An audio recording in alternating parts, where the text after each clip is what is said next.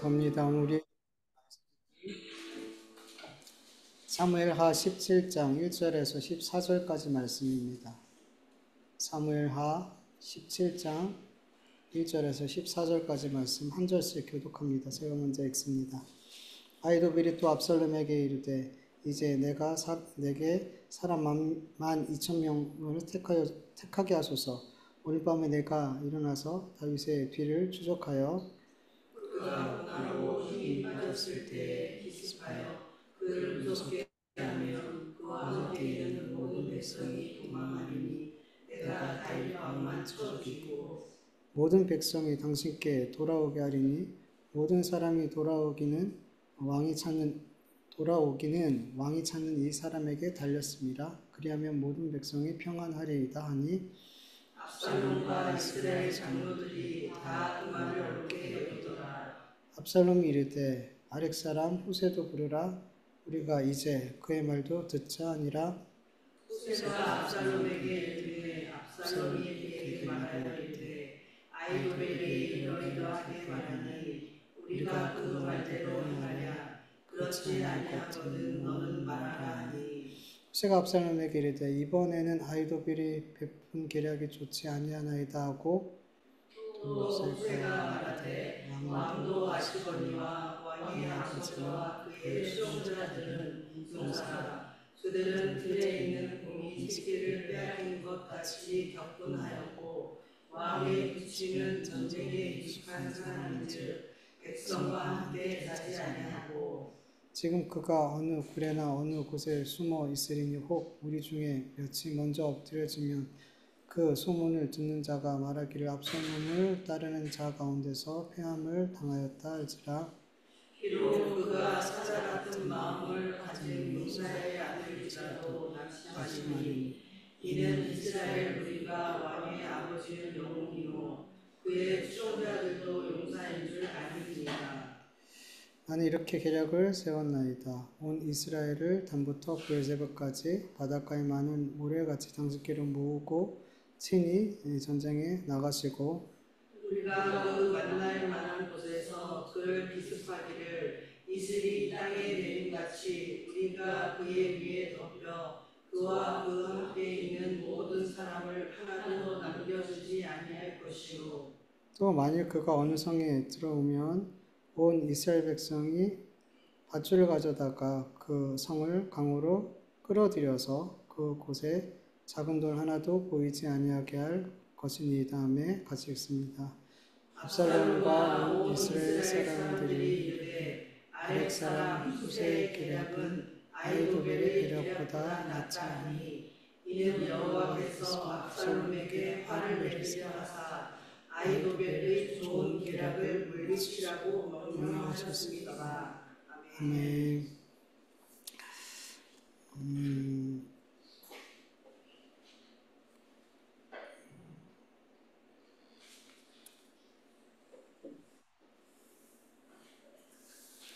오늘 본문 말씀을 보면 아히도벨이 또 압살롬에게 이르되라고 말하고 있어요. 그러니까 또 이르되라는 말씀을 보면 이미 앞서 아히도벨이 압살롬에게 어떤 조언을 했다고 우리는 이제 생각할 수 있죠.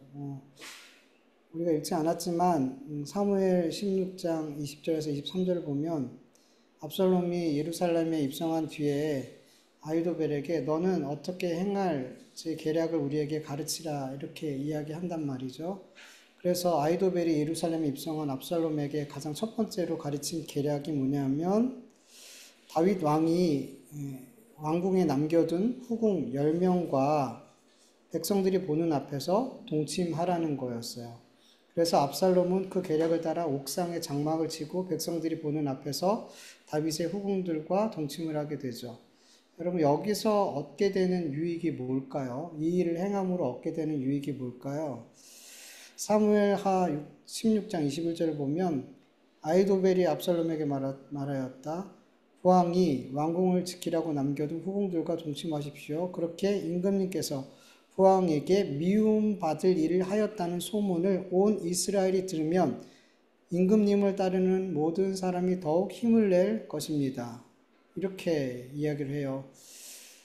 이 일을 통해서 압살롬과 다윗은 절대 화해할 수 없을 것 같은 그런 관계가 돼버려요. 완전히 원수가 돼버리더라는 거죠. 이거를 누가 확인하게 해요? 백성들이 직접 확인하게 하더라는 거죠. 여러분, 백성들 가운데 갈등이 있었어요. 갈등이 있었어요. 어떤 갈등이었냐면, 여러분, 다윗이 잘못해서 쫓겨난 걸까요? 백성들을 막 착취하거나 막 악하게 이 왕의 권력을 행사하고 그랬던 왕인가요? 너무나 미약했던, 맨날 블레셋에게 공격당했던 이 이스라엘을 온 주변에 있는 모든 나라를 이렇게 정복하고 조공을 받고 이렇게 강력한 나라로 만든 왕이었고, 백성들한테 칭송받는 왕이었단 말이에요. 그러니까 백성들한테 미움받을 짓을 전혀 하지 않았어요. 여전히 존경한단 말이죠. 근데 발란은 뭔가 이유가 있어야 되잖아요. 근데 압살롬에게 이유가 있었어요, 없었어요? 없었어요. 백성들이 이 반란에 동조한 이유는 딱 한 가지예요. 압살롬이 더 좋아 보인 거예요.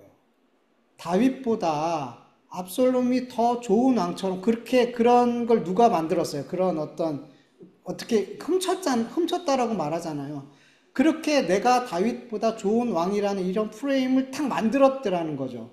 백성들이 그 프레임에 딱 갇혀버렸더라는 거죠. 그리고 반란을 일으켰을 때 단 한 가지, 다윗보다 압살롬이 더 마음에 들어 나는. 그 이유 하나였단 말이에요. 그러니까 사실은 이 반란을 일으키는데, 그리고 다윗을 죽이려고 하는데, 여러분, 백성들과 군인들에게는 사실은 이게 정당성이 없어요. 정당하지 않아요. 갈등이 있단 말이에요. 꺼림이 있단 말이죠. 그런데 압살롬이 이렇게 완전히 다윗 왕과 원수가 되는 일을 해버렸단 말이죠. 더 이상 화해할 수 없는 그런 강을 건너버렸단 말이죠. 그럼 어떻게 될까요? 지금 압살롬을 따르고 있는 무리들이 갈등 없이, 선택의 여지 없이 압살롬을 따르게 되더라는 거죠. 그러니까 압살롬을 중심으로 결속하고 힘을 다해 싸우게 되더라는 거죠. 그러니까 정말 아히도벨의 계략은 굉장한 거예요. 저도 묵상하면서 이 아히도벨의 계략이 읽혀졌다는 저도 굉장하지 않나요? 미리 준비한 게 아니었어요, 이 아히도벨이. 탁 갔더니 후궁들이 남아있더라는 거죠. 그러니까 뭔가 계획하고 있다가 일을 한 게 아니라 그 상황에 맞춰가지고 즉시로 이런 계략을 만들어냈더라는 거예요. 굉장한 책략가인 거죠. 근데 아히도벨의 엄청난 계략과 지혜보다, 통찰력보다 더 감탄하고 놀라운 것은 이 모든 일은 이미 하나님의 뜻 안에 있었더라는 거예요. 하나님께서 바세바 사건 뒤에 다윗을 책망하시는 그 말씀 가운데 이런 말씀이 있죠. 사무엘하 12장 11절, 12절을 보면 주님께서 또 이렇게 말씀하십니다. 내가 너의 집안에 재앙을 일으키고 내가 보는 앞에서 내가 너의 아내들도 빼앗아 너와 가까운 사람에게 주어서 그가 대낮에 너의 아내들을 육보이게 하겠다. 너는 비록 몰래 그러한 일을 하였지만 나는 대낮에 온 이스라엘이 바라보는 앞에서 이 일을 하겠다. 이미 하나님은 압살롬이 이렇게 반역을 일으키기 훨씬 전에 다윗의 가문에 어떠한 재앙을 내릴지 말씀을 하셨다는 거죠.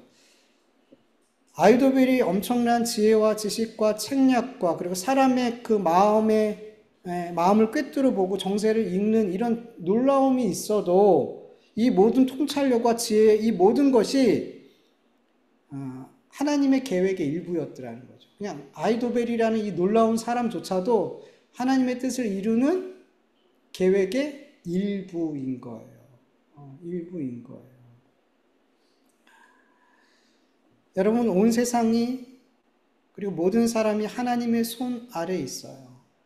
손오공 보면은 부처님 손바닥 그 얘기 나오잖아요. 아무리 손오공이 날고 기고 모든 대적을 다 물리쳐도 결국엔 부처님 손바닥 안에 있는 거 만화에서 보셨잖아요. 저도 많이 봤는데 우리가 이 세상에 어떤 사람들 다 날고 기는 사람이라 할지라도 주님 손 안에 있고 주님 뜻 안에서 벗어날 수 있는 존재가 없어요.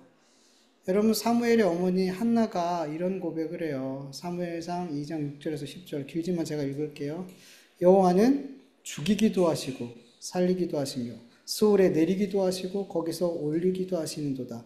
여호와는 가난하게도 하시고 부하게도 하시며 낮추기도 하시고 높이기도 하시는도다.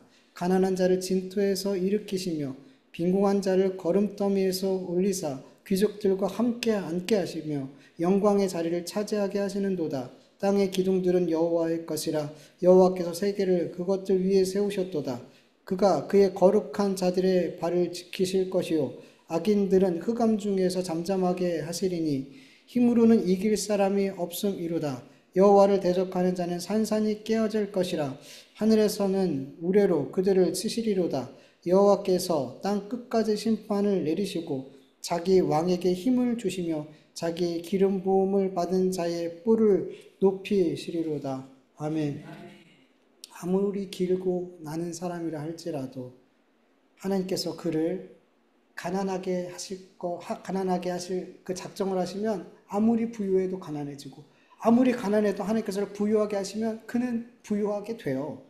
아무리 높은 자리에 있어도 하나님이 낮추시면 땅 끝까지 낮아지더라는 거죠. 하나님께서 느부갓네살, 하늘의 새까지도 떨게 만든 그 느부갓네살, 그 최고의 권력의 자리를 하나님께서 낮추시기로 작정하니까 소처럼 풀을 뜯고 독수리처럼 발톱이 길고 사람한 사람한테 버림받더라는 거죠. 아무것도 아닌 존재가 되어버리더라는 거죠. 그리고 하나님 다시 그를 높이시니까 그가 다시 느부갓네살의 왕이 되더라는 거죠.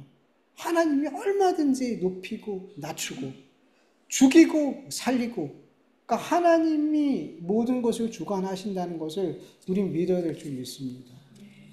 아무리 날고 기는 사람, 여러분 힘 있고 능력 있는 사람 의지하지 마세요. 하나님 의지하세요.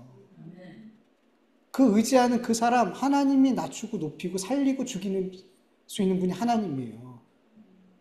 그러니까 그 사람을 의지할 대상이 아니고 나도 의지할 대상이 아니고 하나님만이 우리의 의지할 대상인 줄 믿으시길 축원합니다.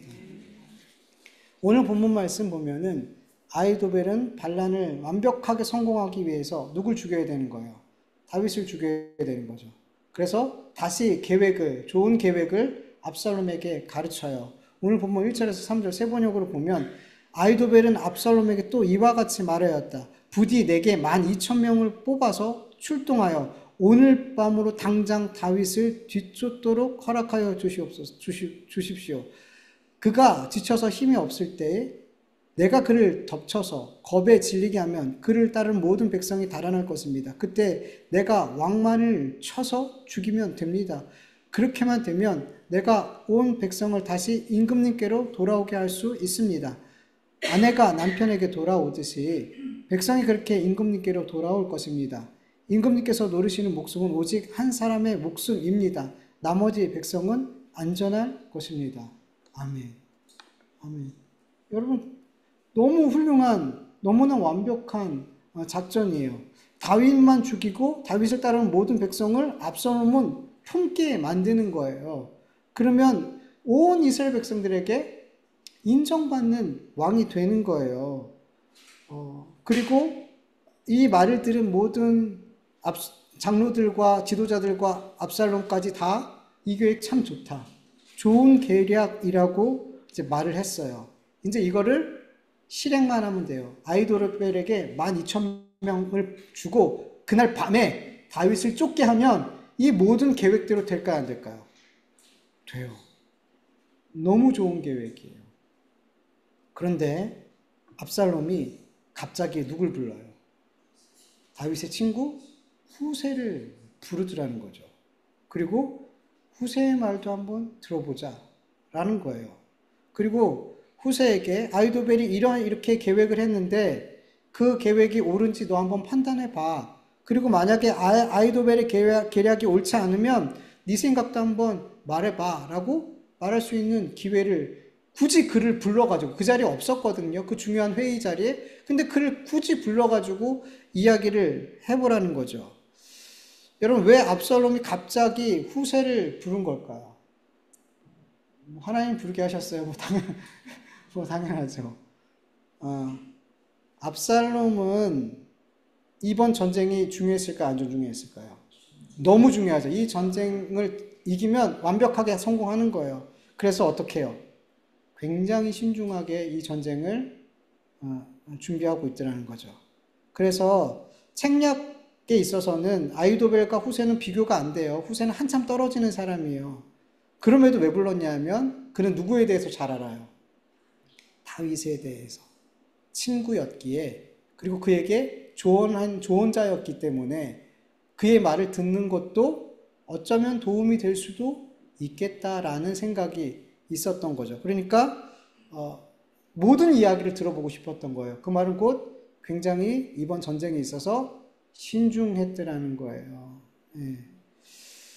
여러분, 압살롬이 여기까지 올 때까지 압살롬의 가장 큰 장점이 뭐였냐면 신중함이에요. 압살롬은 외모가 가장 그의 장점인 것 같이 보이잖아요. 근데 그 아름다운 외모로 인해서 그 자리까지 올라갈 수 있을까요? 못 올라가요. 못 올라가요. 근데 그가 그 자리까지 올라갈 수 있었던 가장 큰 장점은 외모도 아닌 신중함이었어요. 보복을 할 때, 암논을 죽일 때 2년을 참았어요. 기다렸어요. 그리고 완벽하게 모든 계획을 짜고 죽였어요. 어디로 도망갈지도 다 계획을 했어요. 그리고 반란을 할 때도, 반란을 일으키기 전에 오랜 시간 백성들의 마음을 훔쳤어요. 기다렸어요. 그리고 백성들이 마음이 나에게로 향한 것이 확인되어질 때 비로소 움직였고, 누구까지 자기 편으로 만들었어요? 아히도벨까지 자기 편으로 만들었어요. 그러니까 굉장히 어떤 일을 하기 있어서 굉장하게 신중한 사람, 신중하고 또 신중한 거. 이게 굉장한 장점이에요. 거기까지 오를 수 있는 장점이었단 말이죠. 근데 그 장점이 지금도 발휘가 돼요. 이 전쟁이 얼마나 중요한데. 이 전쟁이 얼마나 중요한데. 앞서서는 다윗의 후궁들과 동침하라는 그거는 그냥 바로 따랐어요. 그런데 이 전쟁은 자기의 반란이 완성되는 너무나 중요한 순간이기 때문에 신중에 신중을 기하더라는 거죠. 그런데 하나님께서는 그의 가장 큰 장점을 독이 되게 하시더라는 거예요. 압살롬의 그 장점을, 가장 큰 장점을 통해서 그를 망하게 하시더라는 거죠. 네. 여기서 좀 한 가지 좀 생각해 볼 것은, 여러분, 사람들은 자기의 장단점을 파악하고 싶어 해요. 그리고 다른 사람의 장단점도 이렇게 잘 파악하고 싶어 해요. 우리 애들이 어렸을 때 저한테 종종 했던 질문 중에 하나가, 아빠, 저의 장점 10가지만 얘기해 주세요. 제가 잘하는 거 10개만 얘기해 주세요. 굉장히 어려워요. 한두 개도 아니고 10개를 얘기하는 거.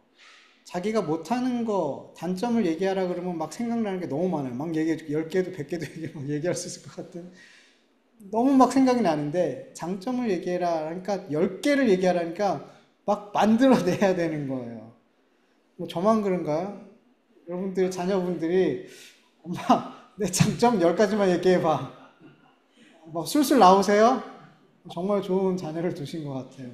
근데 엄마, 제 단점이 뭐예요? 그러면 내가 하루 종일 얘기해 줄게요. 그러면서 얘기할 수 있을 것 같지 않나요? 근데 그렇게 어린 아이들까지도 내가 뭘 잘하는지, 뭘 못하는지 알고 싶어 하고 확인받고 싶어 한다는 거예요. 그러니까 사람들은 되게 내가 잘하는 거 못하는 거에 대해서 관심이 많아요. 왜냐하면 내 장점은 무기잖아요. 힘이잖아요. 그걸 극대화시킬수록 나는 이 세상에서 힘 있는 자가 돼요. 네. 근데 단점은 뭐예요? 날 자꾸 넘어지게 만들고 실패하게 만들고 내 약점이라는 거죠. 그래서 어떻게 해요? 자꾸 감추려고 그러고 보완하려고 그러고 자꾸 그랬단 말이에요. 그래서 내 장점과 단점을 아는 게 굉장히 중요해요. 그래서 단점은 어떻게든 감추려고 그러고 장점은 드러내려고 그러고. 그래서 여러분, 자소서 잘 쓰는 방법 중에, 요즘도 그런지 모르겠는데 저 때는 그랬어요. 단점에 대해서 장점 막 잘 쓰고, 단점에 대해서는 단점 아닌 단점인 듯, 단점 아닌 장점인 듯, 막 이렇게 저는 굉장히 집착을 하는 단점이 있습니다. 뭐 하나에 꽂히면 끝장을 봅니다. 단점 같은데 장점 같기도 하고 뭐 이렇게 애매하게. 그러니까 왜냐하면 단점을 안 드러내려고 그래요. 단점인데도 장점인 것 같고 막 이런 식으로 포장을 한단 말이죠. 왜냐하면 그게 나에게 약점처럼 보이니까. 그래서 사람들이 그렇게 장단점을 분명하게 알고 장점은 극대화하게 이렇게 나타내고 갈고 닦고 단점은 감추려고 그러고 보완하려고 한단 말이에요. 이게 너무 중요하단 말이에요. 삶에 있어서. 그런데 여러분, 하나님에게는 우리의 장점, 단점이 이렇게 중요하지 않아요. 장점으로 우리를 죽이기도 하고 단점으로 살리기도 해요. 그러니까 하나님은 장점, 단점을 보세요, 안 보세요? 우리는 너무 중요해요. 장단점이. 근데 하나님은 장점, 단점을 보시지 않는다는 거예요. 네. 오히려 우리가 장점이라고 생각하는 그걸 통해서 우리를 넘어지게 하고. 그렇잖아요. 우리는 우리의 장점을 그 장점으로 인해서 이걸 내 힘으로 삼고 그것을 내 교만으로 삼아요. 그것으로 인해 또 넘어져요. 근데 단점은 어떨까요? 하나님의 백성들에게 단점은 자꾸 나를 넘어지게 만들어요. 자꾸 실수하게 만들어요. 실패하게 만들어요. 그러니까 이 단점으로 인해서 우리가 하나님을 의지할 때가 많을까요? 우리의 장점으로 인해서 하나님을 의지할 때가 많을까요? 우리의 단점으로 인해서 우리는 하나님을 더 의지하고 하나님 앞에 엎드리고 기도하게 될 때가 더 많아요. 그래서 여러분, 우리 그리스도인들은 알아야 돼요. 하나님은 내 장점, 단점을 안 보신다. 하나님은 내가 장점이라고 생각하고 단점이라고 생각하는 그 모든 걸 통해서 하나님의 뜻을 이루고 하나님을 더 사랑하고 하나님을 더 가까이 하게 만드는 유용한 것으로 하나님은 다 사용하신다라고 믿으시면 돼요. 그래서 여러분의 장점, 이거 장점이라고 생각해서 그거 진짜 다 장점이라고 생각하지 마세요. 단점이라고 해서 이걸 어떻게든 고쳐야 되는데 너무 그렇지 않아도 돼요. 하나님은 둘 다 사용하세요. 다 우리의 유익을 위해서 사용하세요. 그걸 믿으시길 바라요. 그러나 하나님을 믿지 않는 자들에게는 단점도 단점이고 장점도 단점이 돼요. 하나님 믿는 자들에게는. 그러나 우리에게는 장점, 단점 모두 다 우리에게 유익이 될 줄 믿습니다. 여러분, 그렇게 단점 고치려고 했는데 안 고쳐지죠? 냅둬요. 괜찮아요. 근데 이걸 맨날 술을 맨날 고주망태기로 먹어. 이게 내 단점이에요. 아니, 이건 단점이 아니고 이거는 죄예요. 그렇게 자꾸 사람들이 그렇게 얘기하면 죄와 단점을 이렇게 분리하지 않고 마치 죄를 단점처럼 생각하는데 아니에요, 여러분. 여러분 그거 분별하실 수 있어요. 근데 분별하지 않으려고 하는 거지. 단점과 죄는 달라요. 이건 분별하셔서 말씀을 받으시길 원합니다. 잘못했다 제가 이상한 목사가 돼요. 압살롬의 장점 중 장점인 신중함을 하나님은 그의 도구로 삼으시죠. 후세를 불렀는데 그리고 그의 말을 듣게 되는데 압살롬이 후세의 계략을 더 좋게 여기더라는 거죠. 그리고 그의 계획을 따르는 엄청난 실수를 하더라는 거죠. 후세의 계략이 도대체 얼마나 훌륭했기에 아이도벨의 계략을 패하고 후세의 계략을 따르게 된 걸까요? 여러분, 아이도벨은 굉장히 심플했어요. 복잡하지 않았고 신속했어요. 12,000명만, 그러니까 많은 부대를 데려가면은 빨리 못 움직이잖아요. 그러니까 12,000명만 데리고 언제? 오늘 밤 당장. 지금 성경도 보지만 다윗은 되게 지쳐있어. 막 사람들 욕도 하고 저주도 하고 그리고 머리 풀고 막 회개하면서 막 그런 상황이 있단 말이죠. 그날 밤에 급습하면 백성들도 피곤하고 지쳐있어서 마음이 물처럼 다 녹아서 도망가 버린단 말이에요. 그럼 다윗만 죽이면 끝이에요. 그리고 누군가 기별을 하려고 그러면 시간이 있어야 되잖아요. 지금 이런 계략을 짰어요. 지금 두 제사장의 아들들을 그 역할을 하려고 보냈는데 그렇게 밤에 갑자기 가버리면 대응할 수 있는 준비가 안 돼요. 너무 좋은 계략이에요. 너무 신속하고 완벽한 계략이에요. 실패할 확률이 없어요. 그런데 그렇게 보이는 계략인데 아이도벨이 어떻게 파고드냐면 이 계획 실패할 수 있어요. 실패할 수 있어요. 어떻게? 다윗 왕은 전쟁에 익숙한 사람이라서 절대로 백성들과 같이 안 자요. 어디 굴이나 어디 숨어서 혼자 자요. 그래서 압살롬에 보낸 그 군대가 사람들 막 죽이면 그 소식 듣고 도망가 없어져 버려요. 그러면 다윗 죽이지 않으면 이 반란 완벽하게 성공 안 돼요. 그럴듯하죠. 그러니까 다윗을 너무나 잘 아는 후세가 이렇게 탁 얘기하니까 너무 설득력이 있는 거예요. 실패할 수 있다라는 그 생각을 탁 들었을 때 너무 신중한 이 압살롬은 어떻게 했을까요? 그 말이 확 들어오는 거예요. 실패할 확률에 대해 생각하지 않았다가 실패할 확률이 보이니까 이 후세의 말이 점점 귀에 들어오기 시작하는 거죠. 그리고 뭐가 마음에 임해요?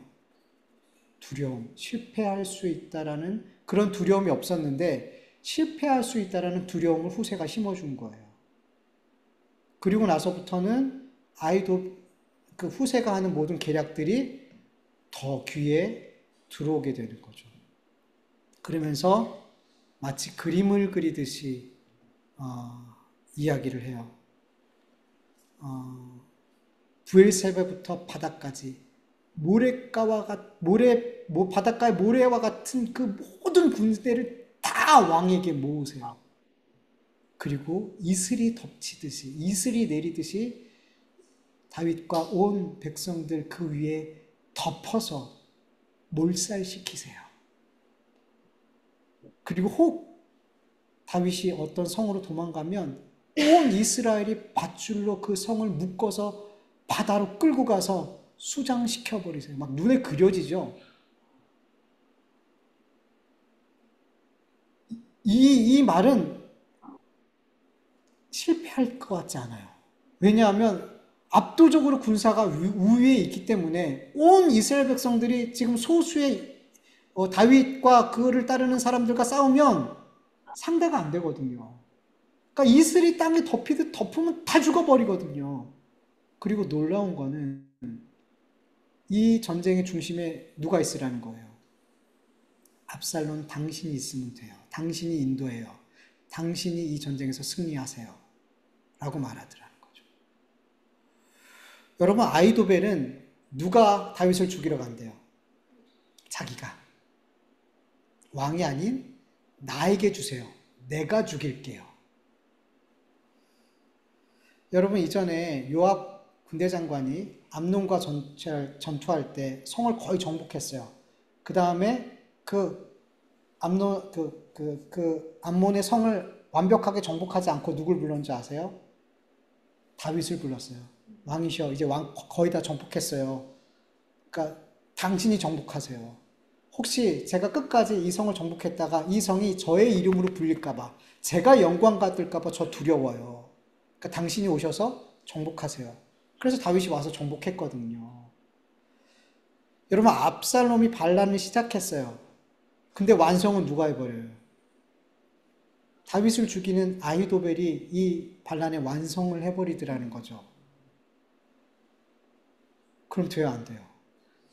안 되는 거예요. 시작도 압살롬이 하고 마무리도 압살롬이 해야지 압살롬의 위상과 영광이 다 압살롬에게 돌아가요. 이걸 얘기하더라는 거예요. 당신이 영광 받으세요.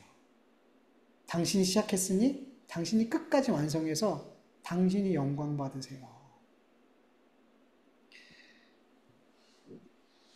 압살롬, 그 아히도벨은 어떻게 해야지 전쟁에 승리하는지 알았어요. 실패하지 않고 전쟁에 승리할 수 있을지 알았어요.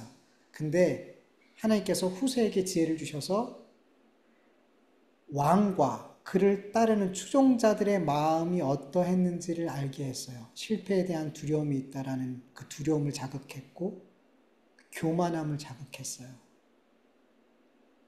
그 두려움을 막 작동시키고 그 마음의 교만함과 자기가 영광 받으려는 그 말들을 막 쏟아낼 때 압살롬이 그 말을 더 좋게 여기더라는 거죠. 여러분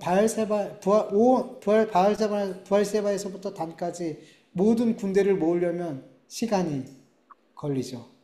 그 시간이 걸릴 때 대제사장 두 아들을 다윗에게 보내서 지금 이런 계략을 짜고 있으니 이렇게 대비하세요 라고 말할 수 있는 시간이 벌어져요.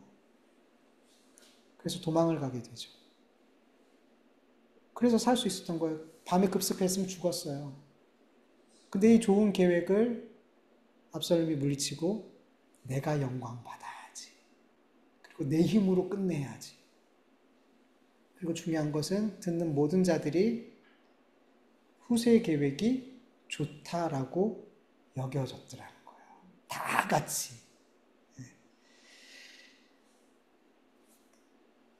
저도 이 말씀을 묵상하면서 굉장히 똑똑하다. 저도 똑똑하구나.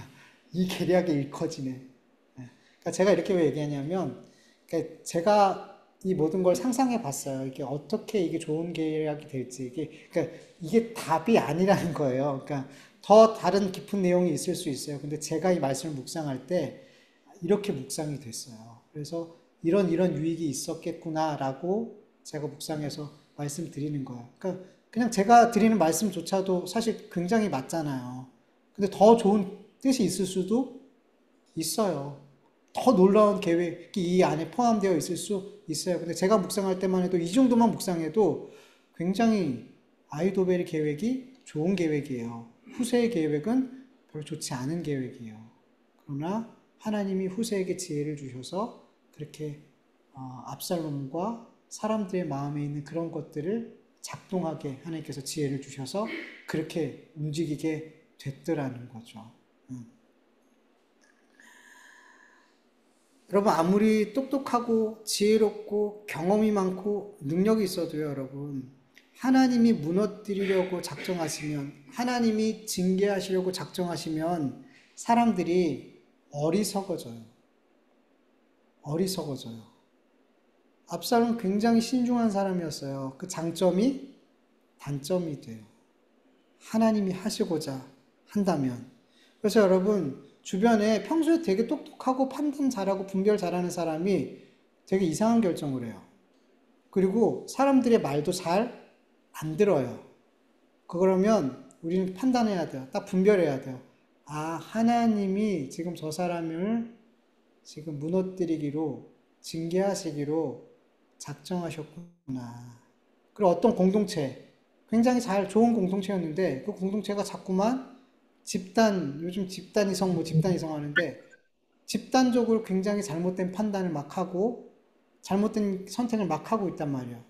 하나님이 그 공동체를 지금 무너뜨리시고 징계하시려는 전조 증상이에요. 그래서 여러분 그런 일들이 그런 공동체 안에서 보이고 그런 누군가에게 그런 일들이 보이면 어떻게 해요? 함께 가면 큰일 나요. 함께 징계받아요. 그럴 때는 거리를 두셔야 돼요. 그런 사인이거든요. 근데 그 사인이 나에게도 올까요, 안 올까요? 와요. 내가 평소에 갖지 않은 그런 선택과 판단을 하고 무엇보다 다른 사람이 나에게 어떤 조언을 할 때 귀에 들어오지 않고 완고한 마음이 들어요.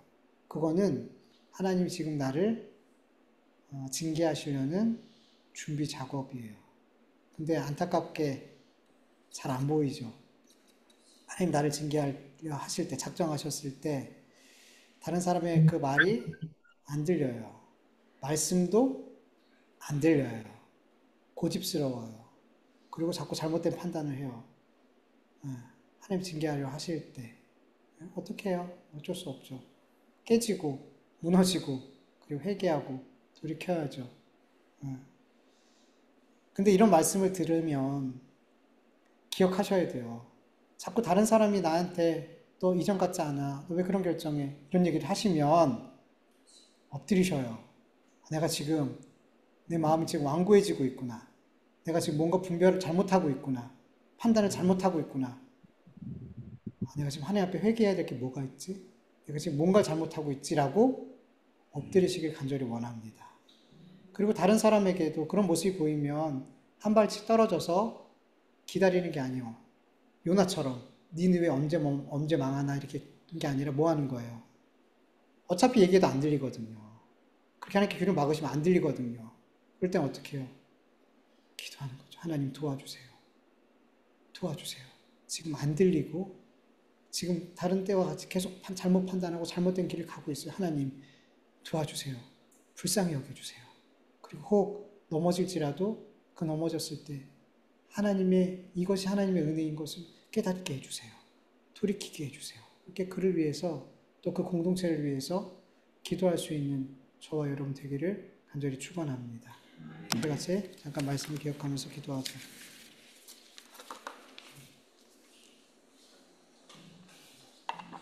아버지 하나님 감사합니다. 하나님께 하나님 앞에 예배드릴 수 있도록 도와주시면 감사합니다.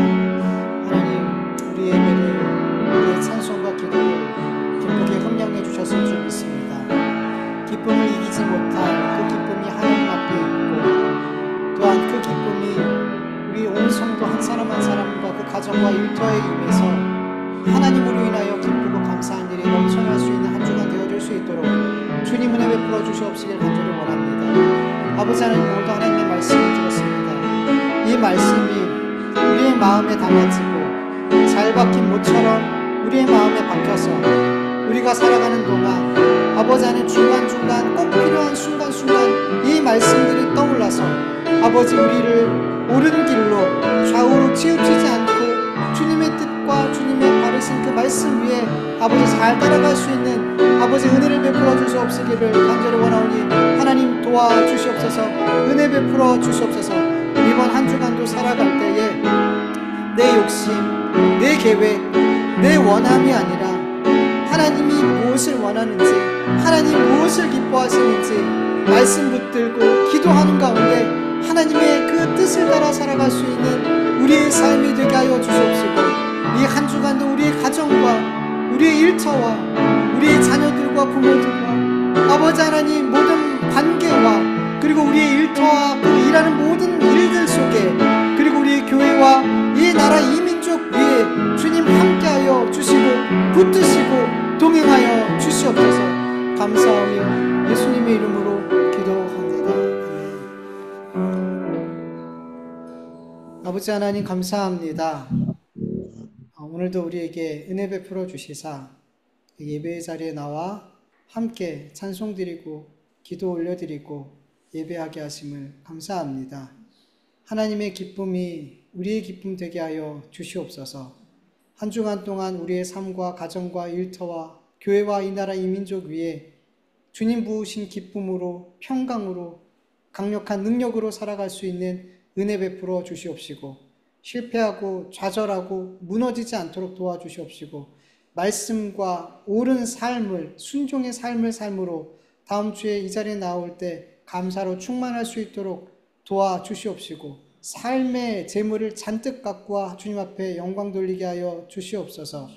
아버지 하나님 사람 의지하지 않게 하여 주시옵소서. 세상의 힘을 의지하지 않게 하여 주시옵소서. 하나님은 높이기도 하시고 낮추시기도 하시고 가난하게도 하시고 부하게도 하시고 살리시기도 하시고 죽이기도 하시는 모든 것이 하나님 손 안에 있음을 믿게 하여 주셔서 우리의 오직 유일한 의지가 하나님이 되게 하여 주시옵시고 우리의 유일한 능력이 하나님이 되게 하여 주셔서 그렇게 하나님만 바라보고 하나님의 뜻에 순종하는 능력 있는 삶이 되게 하여 주시옵소서.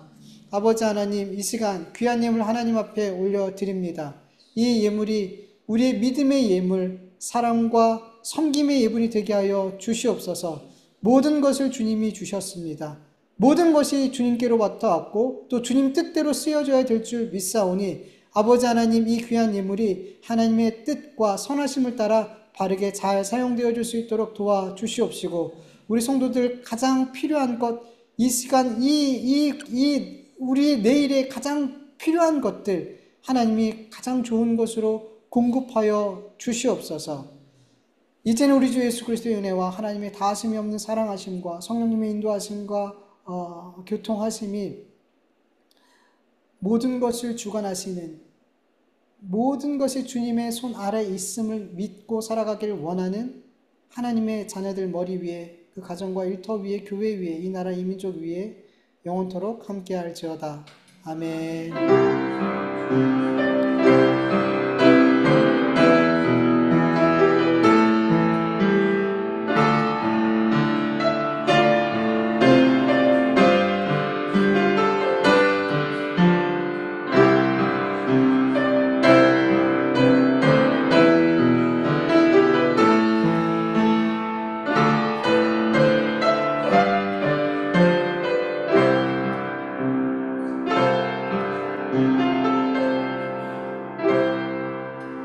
우리 예배를 받으신 하나님께 감사와 영광의 박수 올려드립니다. 하나님 감사합니다. 우리 예배를 받으시고 오늘 베풀어 주시니 진심으로 감사합니다. 새 힘 주시옵소서.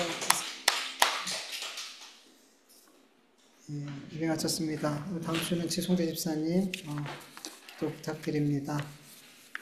예배 마쳤고요. 오늘 식사